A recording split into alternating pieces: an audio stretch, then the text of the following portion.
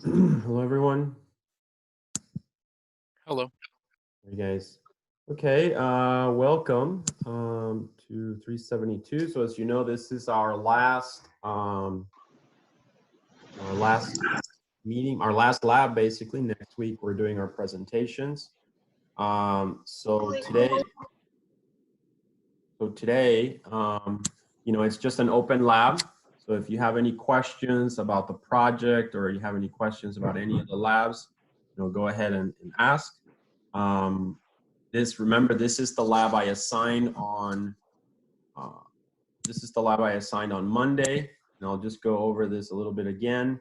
But it should be a pretty straightforward lab. You really just need 1 or 2 VMs for this. You actually use the physical machine as one of your computers, and then just end up with, and then just use the VM where you write the firewall rules. So that's the plan for today. Go ahead and ask questions, work on your lab. If you want to talk to me about the project, or anything like that, go ahead. Stop me at any time. So as you know, I kind of wrapped up all the lectures on Monday, and I talked about this lab, which is security and firewall. So you just have to implement this document. You have until next Friday, or Friday. So let's see. Let me give you the date. You have until, I think it's May 1st. Yeah, you have until May 1st to complete this lab.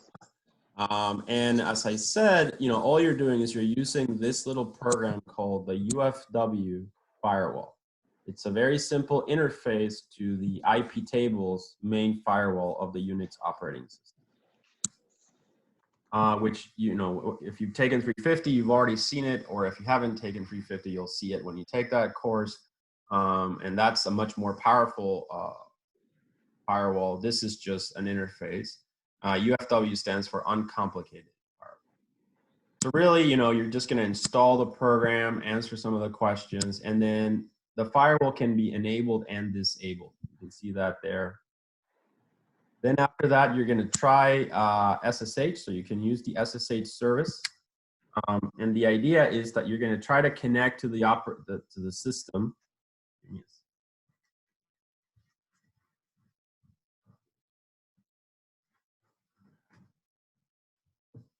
You're going to connect to the system.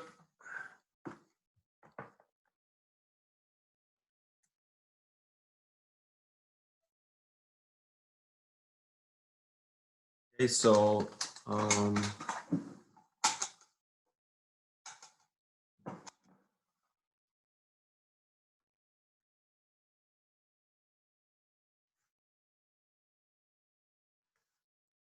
let me grab a pen here.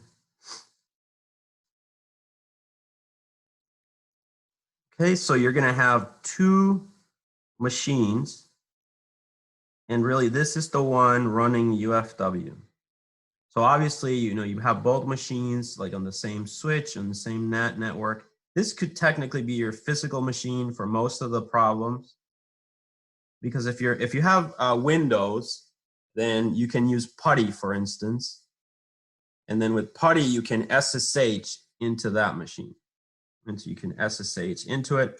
And so you need to have on here the UFW enable and also SSH daemon enable. So port 22, when you turn on SSH, basically port 22 is open.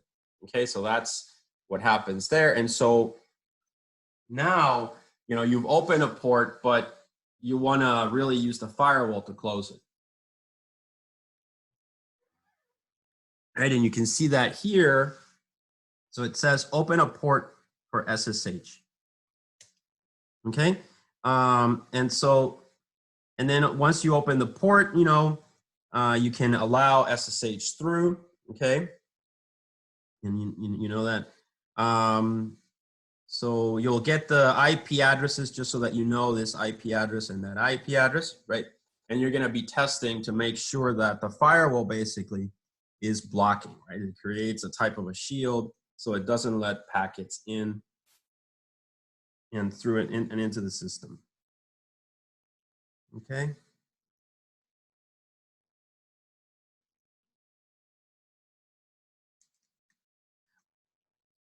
Then, so you're going to figure out, all the IPs that you need. One of the problems will require you to block by IP. So whenever you're doing firewall rules, you're usually blocking things by IPs, network IDs, the subnet, and services. And when you're dropping something by services, it usually means you're dropping it by port numbers, like your TCP port numbers, 22, port 80, etc. You can also have protocols, right? So protocols, TCP packets, UDP packets, and in particular for this lab, the ICMP packets, which are ping. Okay, so that's what you're going to do there. So that's really the the whole point of this is you're going to open and close ports. You're going to show first that it works, then you add the rule, and then you're going to show that it doesn't work anymore. Right? And you can see the syntax for this. It's actually pretty straightforward. You can just say sudo UFW. Notice that you need sudo because you're an administrator at this point configuring the firewall, and so that would require you to look at to be able to manage the system. Okay, so now if you want to remove a rule, you use the delete. Okay, so this is very common when you're even in Cisco and in other things. Basically, you always put like a delete or a drop or a cancel or something in front of the rule. So that's really the approach. So here you're doing delete, and then whatever your rule was, and then you can delete it out. So you can see that here in sudo UFW delete, and then you're deleting the deny 22 rule. To enable and disable the firewall, you can just run these two commands. Now, there's another thing. SSH by default does not allow you to log in as root. And I think we've talked about this quite extensively, that although the root account does exist, so the root account does exist, you saw that in the user account management lab. So the root account does exist, but it is disabled by default because that's why you have the sudoers group. Okay, so you have the sudoers group, and then it's really in the sudoers group that you have all the accounts. So you have J, Smith, and so on. And those accounts can have administrator privileges. And so the idea is that you have better accountability. So root access can be disabled, but you can change that. You can change that setting in the sshd config file. So probably if you go to the etc folder, right, and then you can find this this file in there, then you can basically find a little parameter. Remember, that's how you configure in Linux. Everything is everything is really a text file. And so you just say permit root login no. Okay. Now, if you want to look at the information in the firewall, you can type the command sudo UFW status verbose. That just gives you more information. Okay. And so these are just very simple commands to interact with a firewall. Okay. Then as you can see here, if you're using, like I said, if you're using your Windows system or your physical machine, and then you're using your 1604 VM, right? They're both connected via the NAT.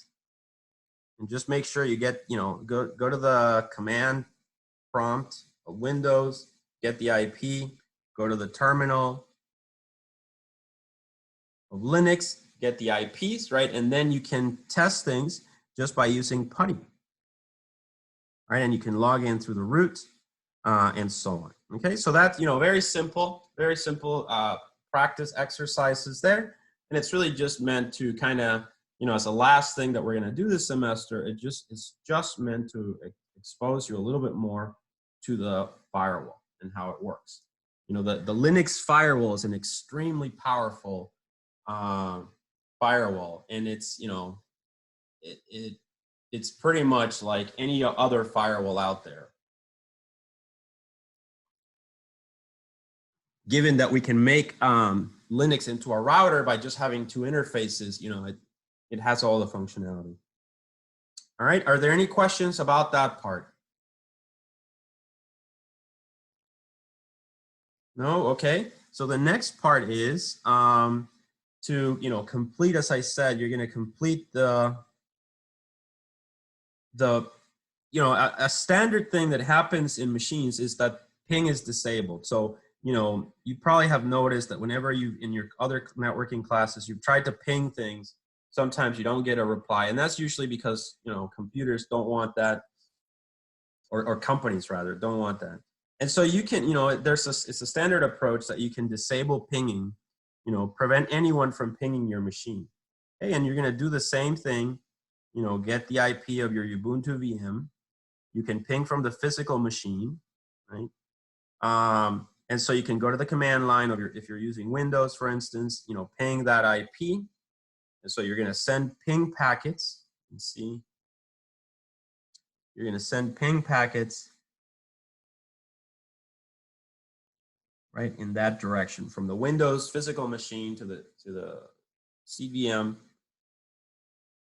Now, if you want to drop ICMP by default, you can go to the etc folder, right? And in the etc folder, you'll find the UFW folder where you have basically configuration parameters for UFW. And so you have, you know, you have here a little list before rules, before dot rules. You probably have after dot rules, because really everything is sequential in firewalls. And so it's really, it's about these things called chains. So IP tables is actually governed by this idea of chains. And so it's like, you know, you have files, right? You have, you know, multiple files, you get a packet, and the packet is chained. It's gonna go into this one, you know, might go through all these, and then it's gonna go into this one, you know, and then it might go into a process, and then before it goes back, it needs to go through another set of rules, right? And so that, all of that is called chaining. We will, that's more of a IP tables topic. So I usually cover that in 350 as part of the discussion of IP tables. So now we'll go into this file, right? And you're going to change the this section. So you have to find it first, right?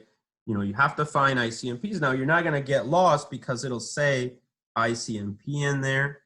If you notice, these actually look like the rules that you would enter in IP tables. Okay, so IP tables has a specific format of how it, you know, how it deals with things. So you can see here the UFW before input, and then you're saying the -P in IP tables stands for protocol. So you're saying, oh, the protocol ICMP, and then there's many different types of ICMP packets. There's echo request, you know, and so on, destination unreachable, all of those. So any type of ICMP packet that matches that currently is set to accept.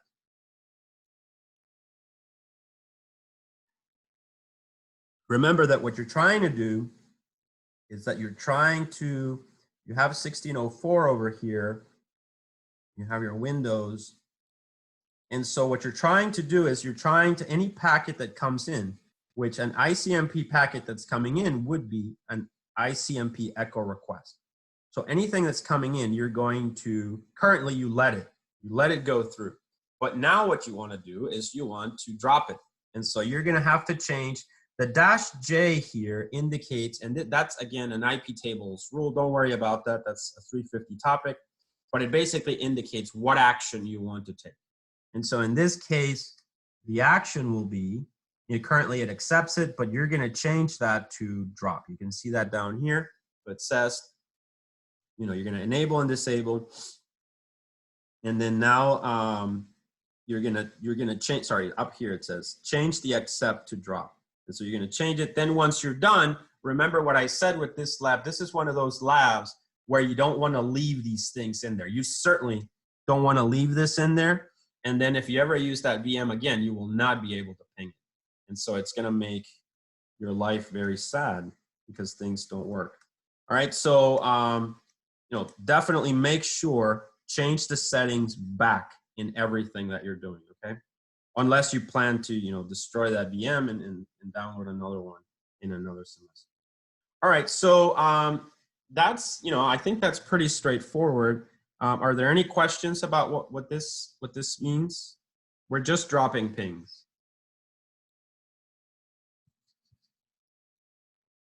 Let me just see who's here. All right, so no questions, I assume. Okay, all right, so no questions, that seems pretty clear. Then the next part of this is, you know, you're gonna block, as you might imagine, by IP, okay? So it's pretty similar. You're gonna get the IP for Ubuntu. So this time, you know, you have two machines, you have the Windows machine, and then you have the 1604, right? You're gonna get this IP address, okay? And which you can get through ifconfig, as I'm sure you already know. You can also get the IP from the physical machine. And now here's the rule. As you can see, the rule is very straightforward. The rules in IP tables in Cisco are not this simple, okay? So, you know, those, but they give you more power. These are a little bit more limited, but they're supposed to be uncomplicated, right? That's why UFW is called uncomplicated. And so you can see it's pretty much the same thing, UFW, deny. Notice here, I didn't specify the user permission, so you have to figure that out yourself. But basically you say deny IP from, and notice that from is very important because, you know, I said above here, I don't know if I erased it already. Probably did. Oh no, there it is. So I said, you know, usually when a firewall looks at things, it looks at IP, network ID, services, protocol. Another thing that firewalls look at is direction. Okay, that's very important, right? So usually you have interfaces, you have to tie the rules to the interfaces, and sometimes you can do that with the chain tables, or you have to tie it to the actual interface. But one important thing is the packet coming or going? Okay, and so that's, you know, that's why you have that parameter in, where was it? Here. Right, so you have that parameter of UFW, deny, and then you have from. So you can play with that, but just bear in mind, sometimes you might put a rule in there, you could put, you know, and it won't work, and it might have something to do with the direction. Keep in mind also that the following could happen. So this is another scenario. Let's use this. When, you know, let's say you have a TCP connection. So this guy, the Windows one, you know, has a program, wants to get some information. It's gonna send a packet. Let's say it's a TCP packet, and your rule might let this packet through. But then you have another rule that does not allow packets that are leaving, right? Because of the direction. So they're both TCP. It's just one is incoming, one is outgoing. It's called ingress and egress. And so in that, you know, ingress, I think that's how it's spelled, egress. All right, and so it just has to do with the direction of the firewall. And so although this one might be allowed through, this one would be dropped just because of the direction, even though, you know, even though they were the same service, you know, and so that's something to be aware of. So when you start doing these things like from, it might start affecting that behavior, okay? Now, if you want to allow specific IP addresses, you can do that as well. you can, remember that firewalls are sequential. So this is another important thing that sometimes, how can I say this? Very, very likely, this seems like a very easy lab, but very likely what could happen is you work on the lab and it just doesn't make sense. I added the rule is correct. Why is this not working? Okay, so that may happen. And the reason why that happens is that the rules are sequential. So you might actually have in there, 1, 2, 3 rules, right? You have 3 rules in there. And you do the following. Allow, let's just say, I'm just, using general language here, all TCP. You do that. But then you say, deny IP 192.168.1.2. What do you think is going to happen there? And then I have a packet,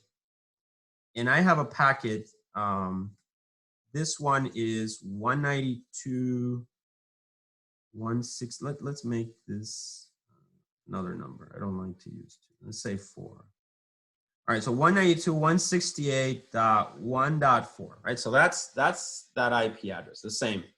And it's, what is it, TCP? So it's like HTTP, you open a browser or something, and you got a web server here, Apache running. Okay, so then what happens is you send the TCP packet, to port 80 and deny IP where, let's say this is from, so these are the rules on 1604. So what do you think will happen to this? This packet is from 192.168.1.4 and it is a TCP packet. Do you think it'll be allowed through or do you think it'll be dropped? It's from 1.4 and it's leaving 1.4? Exactly. It's from 192.168.1.4. And I have a rule here that specifically denies that, right? Wouldn't it allow because it's leaving it? It's not an egress filter? It's on here. So it's going to look at the direction of the packet. It's going to allow it because of your first rule. Because of the first rule, exactly. That's where I was going with this. Is that even though you have that rule in there, right, there is this rule. And so that's what I'm trying to stress here is that the firewall rules in all operating systems, Windows, Linux, Cisco, whatever you want to, Mac, whatever, they're all sequential. And this is, believe it or not, right now it might seem like a trivial thing, but I've seen this often in the labs that students struggle with this, that they put the rule, they can't figure out what's going on, and it's because of this, because because you're playing with things, right? And the problem is, this one is really obvious, but it might be that you put in another rule that kind of looks like this, and you just miss the little subtle thing that actually makes that one supersede this one. And so the sequence matters. So usually what I recommend is, if you can, always put your new rule at the top, right? That's the best way, okay? Because firewalls are sequential in that sense, okay? So this is one of the most common mistakes I see, or one of the most common things that causes your lab to not work, and it's usually because of that, okay? All right, so as I said, I just want to go over this briefly and wrap up, and then we can open up the floor for questions. So let's finish up. Here's another exercise. So in this one, you're going to use the extremely versatile netcat tool. So you've used this already. Just to, it's one of the most versatile tools ever created for troubleshooting networks. Swiss Army knife. Okay, and you'll use this tool to test another concept of the firewall. So so here you will need 2 VMs, right? So unfortunately, in this one, you'll have to spin up 2 CVMs. Okay, make sure they ping and everything. Then you already know how to establish tunnels because you did that in the file system analysis lab. So you should know how to do all this. Then you can establish a connection. You should know by now that that's the port number, right? So you know that. And then here, you establish the connection, okay? And then now you can build a little basic chat. So I don't know if you had a chance to do this in the file system analysis, but this is a fun thing to do when you establish a netcat between 2 machines, right? It turns out that that terminal, so you have a terminal over here, and then you have a terminal over here. If you start typing, so type here, it's going to come out here, and then vice versa. So it's really like a little nice tunnel. And it's like a basic chat. You can impress your friends. All right. So now you're going to go ahead, excuse me, and you're going to complete this this exercise. Okay. So you want to. So I don't want to tell you exactly how to do it because that's really what I want you to solve. But I want you to basically block this transfer. So go ahead, read through that one. Really you're establishing a tunnel and then you're sending data, right? From, already redirection. So that, you need to explain that. But you have 2 files, you're redirecting some data. And now you're going to add some rules there, okay?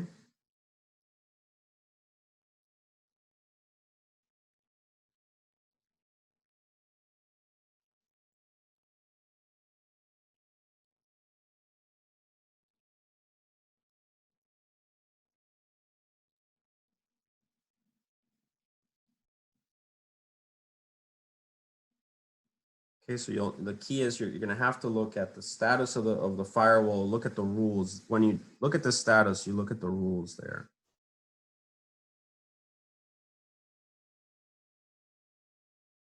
Okay.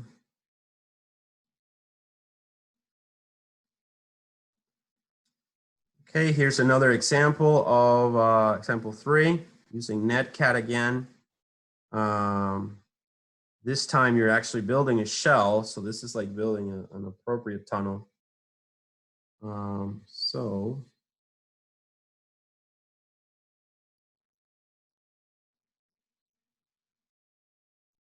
again, build the tunnels and then try to block the tunnel basically. Block the tunnel with rules.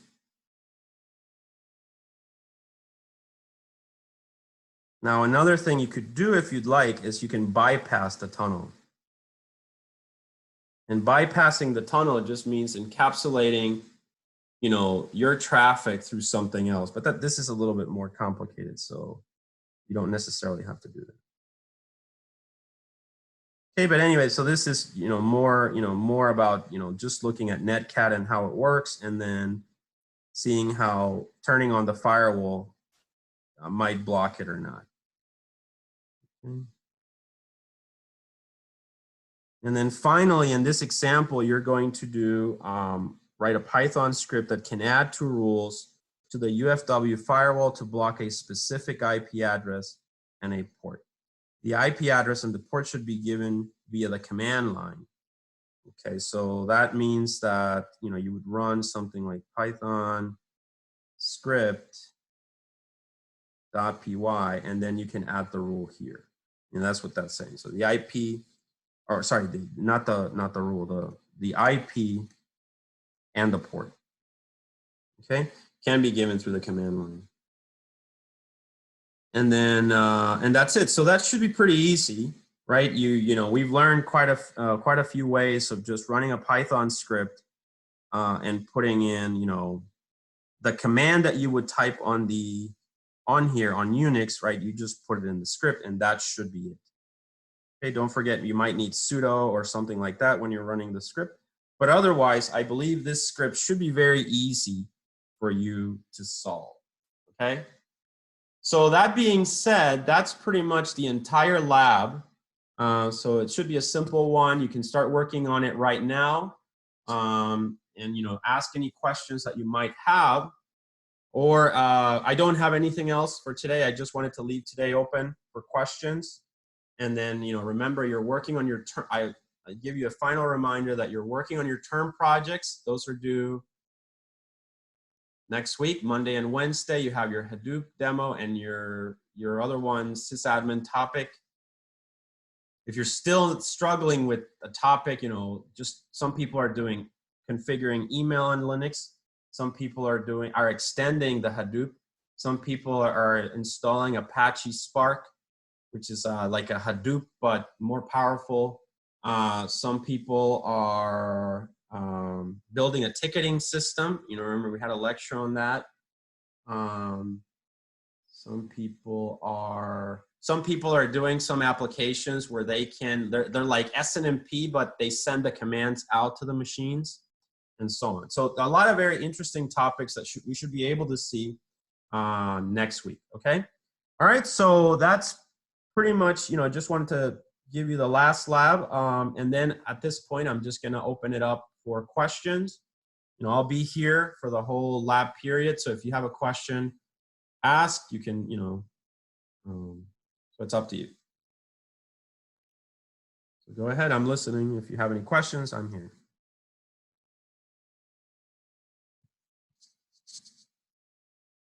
Otherwise, I will see you guys on Monday. Remember, we're going to meet in this Zoom environment and you will do your presentation.